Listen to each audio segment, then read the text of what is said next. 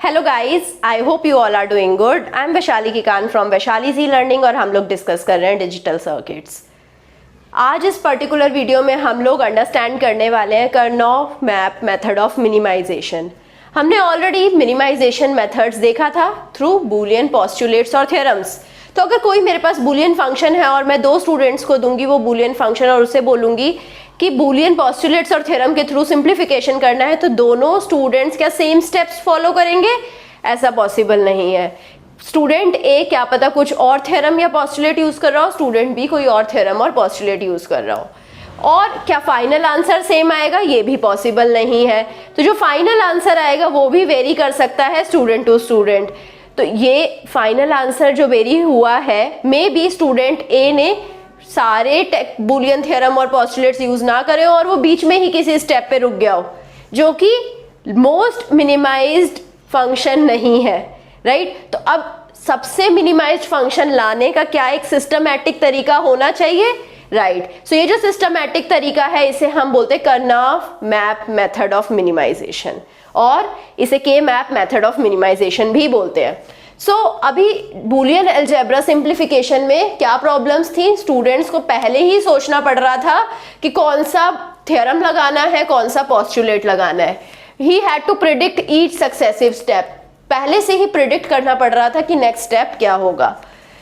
The simplest possible expression में not always get. तो मैंने अभी आपको बताया था कि दोनों स्टूडेंट्स का आंसर में भी सेम ना हो, क्योंकि एक स्टूडेंट ने सिंपलेस्ट आंसर नहीं निकाला है और ये कोई सिस्टमैटिक तरीका नहीं है। दोनों स्टूडेंट्स ने अलग अलग फंक्शंस, थ्योरम्स, पोस्टुलेट्स यूज करे, राइट?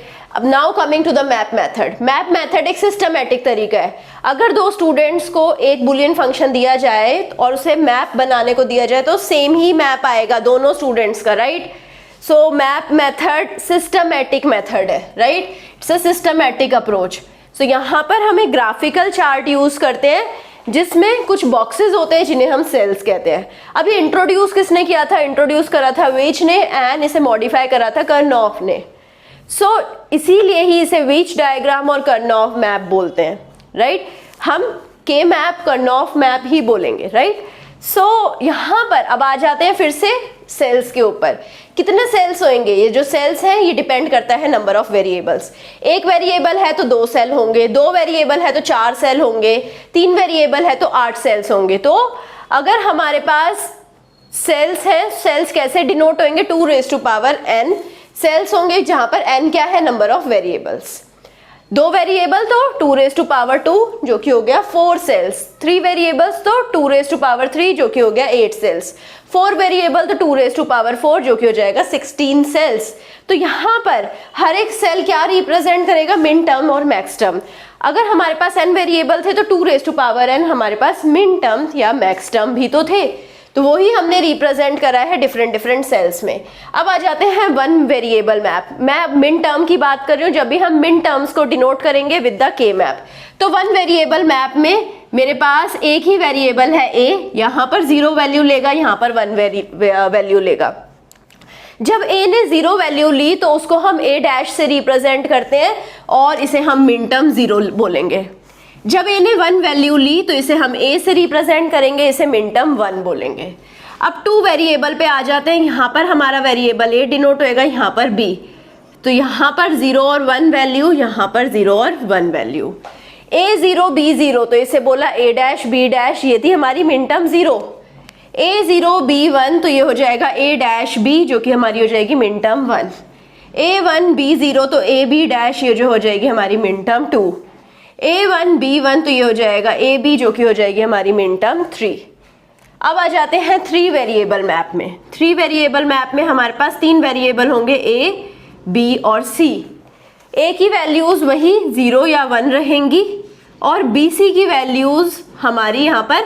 अब हम कौन से कोडिंग यूज करेंगे? हम ग्रे कोडिंग यूज करेंगे।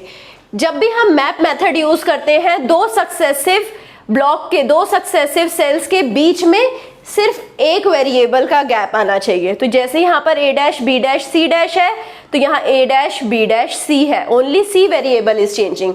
तो क्योंकि एक ही वेरिएबल चेंज हो रहा है, single change rule is followed यहाँ पर even rows and even column में। तो यहाँ पर हम ग्रे कोडिंग यूज करेंगे। ग्रे कोडिंग में ही सिंगल वेरिएबल चेंज होता था।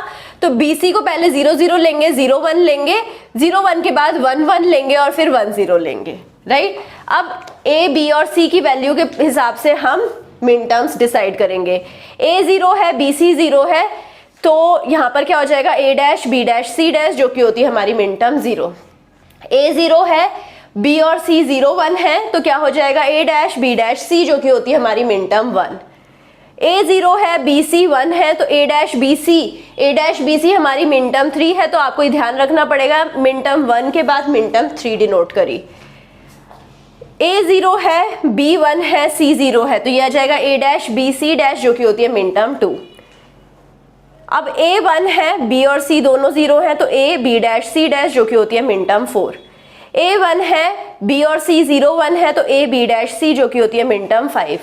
A B C तीनों 1 है, तो A B C आ जाएगा और ये मिन टर्म 7, राइट। अब यहाँ पर A 1 है, B 1 है और C 0 है, तो A B C डैश, जो कि मिन टर्म 6। तो मिन टर्म 0 1 3 2 4 5 7 6, ऐसे हम 3 वेरिएबल मैप बनाएंगे। जब हम 4 वेरिएबल मैप में जा रहे हैं, तो 4 वेरिएबल में हमारे पास 4 वेरिएबल होंगे, A B और C D। C D की वैल्यू 0 0 0 1 1 1 1 0। A B की वैल्यू भी 0 0 0 1 1 1 1 0। सो अब फिर से अगर हम यहाँ पर देखें A B और C D की वैल्यू के हिसाब से हम मिन टर्म्स प्लॉट करेंगे। A B 0 0 C D 0 0, तो A dash B dash C dash D dash, जो कि होती है min term 0। A B 0 0 C D 0 1 A dash B dash C dash D, जो कि होती है हमारी मिन टर्म 1। A B 0 0 और C D 1 1, तो A dash B dash C D, जो कि होती है हमारी मिन टर्म 3। A B 0 0 और C D हमारे पास 1 0 A dash B dash C D dash, तो ये होती है हमारी मिन टर्म 2। सिमिलरली आप सारी अदर मिन टर्म्स पुट कर सकते हैं। सारे यहाँ पर आप मिन टर्म्स पुट करेंगे और फिर देखेंगे कि कौन सी मिन टर्म है। तो यहाँ पर आएगा 0 1 3 2 4 5 7 6 12 13 15 14 8 9 11 10। सो ऐसे हम 4 वेरिएबल में मिन टर्म्स प्लॉट कर सकते हैं। सिमिलरली अगर अब हमारे पास मैक्स टर्म है, मैक्स टर्म में A की वैल्यू 0 ली और A की वैल्यू 1 ली। सो मैक्स टर्म यहाँ पर 0 प्लॉट करेंगे, यहाँ 1 प्लॉट करेंगे। यहाँ पर A और B की वैल्यू लेंगे 0 1, A की वैल्यू 0 1, A और B की वैल्यू 0 1 0 1 ले ली, तो मैक्स टर्म आएगी 0 1 2 3। यहाँ पर A B C अगेन 0 0 0 1 1 1 1 0, यहाँ 0 1, तो मैक्स टर्म 0 1 3 2 4 5 7 6। अब 4 वेरिएबल पे आ जाते हैं। 4 वेरिएबल में यहाँ पर A B होगा, यहाँ C D होगा, 0 0 0 1 1 1 1 0, 0 0 0 1 1 1 1 0। तो यहाँ पर आ जाएगी मैक्स टर्म 0 1 3 2 4 5 7 6 12 13 15 14 8 9 11 10। सो ऐसे हम मैक्स टर्म्स को प्लॉट कर सकते हैं यहाँ पर और हम के मैप बना सकते हैं। अब आ जाते हैं कि plotting of the 2 variable K map with the truth table. Truth table given है जिसमें आउटपुट भी गिवन है, तो हम इससे के मैप कैसे बनाएंगे, राइट। तो यहाँ पर आप देखें A0 B0, A0 B0 ये मुझे बता रहा है min term 0, A0 B1 min term 1, A1 B0 min term 2 and A1 B1 this is my min term 3। सो मिन टर्म्स के हिसाब से प्लॉट करें तो यहाँ पर 0 1 1 0। मैक्स टर्म के हिसाब से प्लॉट करें तो मैक्स टर्म कहाँ पर 0 है, 0 और थर्ड लोकेशन पर, रेस्ट पोजीशन पर हमारे पास 1 आ जाएगा। मिन टर्म्स 1 और 2 पोजीशन पर, ये मेरी 1 और 2 पोजीशन थी, वहां पर 1 थी और बाकी जगह 0। सो आप देख रहे हैं कि जैसे ही मैंने के मैप बनाया है either with the min term और विद द मैक्स टर्म, तो के मैप सेम आया है हमारा। तो आप किसी भी फॉर्मूला को यूज कर सकते हैं, POS या SOP फॉर्म को यूज कर सकते हैं और आप के मैप बना सकते हैं, सेम ही आएगा। Now coming to the plotting of the 3 variable K map. तो यहाँ पर हमारे पास 3 वेरिएबल्स गिवन है, तो हमारे पास सारी मिन टर्म्स गिवन है। A B C तीनों 0 है, तो मिन टर्म 0, 0 0 1 पे मिन टर्म 1, 0 1 0 पे मिन टर्म 2, 0 1 1 पे min term 3, 1 0 0 min term 4, 1 0 1 min term 5, 1 1 0 min term 6, 1 1 1 min term 7। तो हमने मिन टर्म 0 से लेकर 7 तक के आउटपुट देख लिए।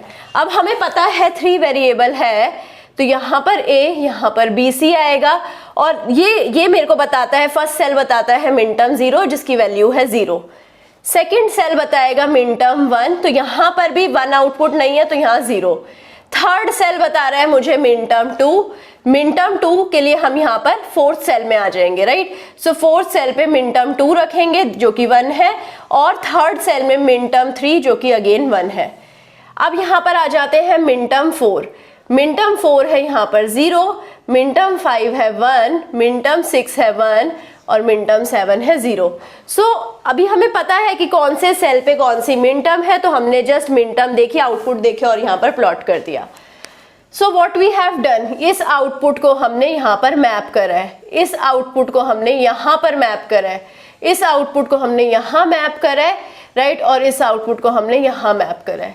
सिमिलरली हमने M4, M5, M6 और M7, तो ऐसे हमने सारे आउटपुट्स को मैप करा है। अगर इसको मैक्स टर्म की हेल्प से बनाएंगे तो भी हमारे पास सेम ही आउटपुट आएगा, 0 0 1 1 0 1 0 1, right. So now coming to the plotting of 4 variables using K map.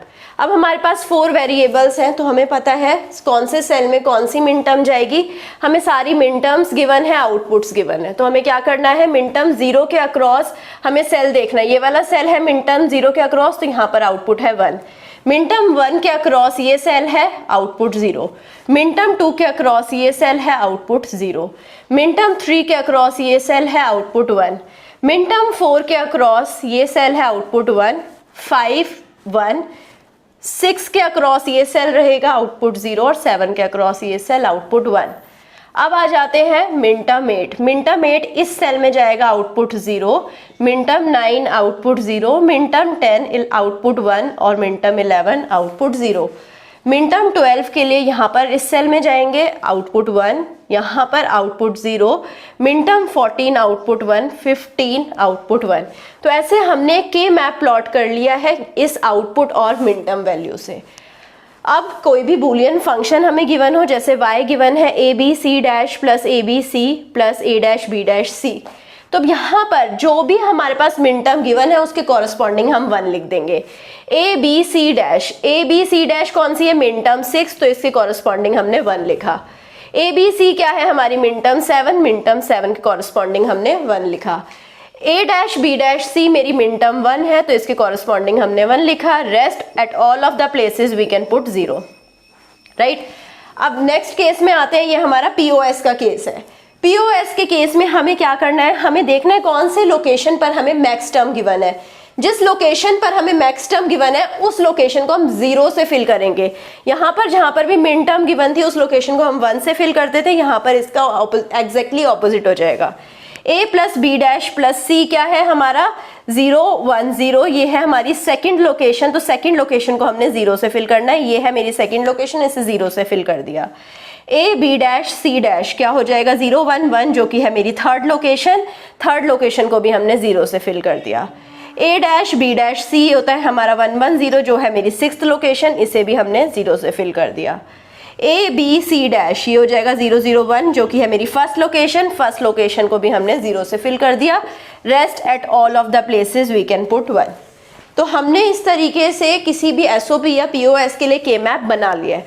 अब हमें के मैप बनाना आ गया, चाहे हमारे पास 2 वेरिएबल है, 3 वेरिएबल है या 4 वेरिएबल है, चाहे SOP फॉर्म है चाहे POS फॉर्म है। अब नेक्स्ट क्लास में हम लोग देखेंगे कि कैसे अगर हमारे पास के मैप बन चुका है, अब इस के मैप को सिंप्लीफाई कैसे करना है, यहाँ पर कौन से रूल्स लगाने हैं इस के मैप को सिंप्लीफिकेशन करने के लिए, क्योंकि अभी तो बस मैप बना है, हमें सिंप्लीफाइड एक्सप्रेशन चाहिए। इस मैप से अब एक्सप्रेशन कैसे आएगा वो हम देखेंगे नेक्स्ट क्लास में। आई होप आपको अभी तक का सब कुछ अच्छे से समझ आ गया होगा। अगर कहीं पे भी कुछ भी डाउट है, अपने डाउट को कमेंट सेक्शन में जाकर लिख दीजिए। I will be trying to resolve your doubt as soon as possible. I hope आपको सेशन समझ आया होगा। अगर पसंद आया है लाइक करिए, सब्सक्राइब करिए, दोस्तों के साथ शेयर करिए and also give me your feedback. Don't forget to download our mobile app Vaishali Easy Learning in your phone as well. Thank you so much.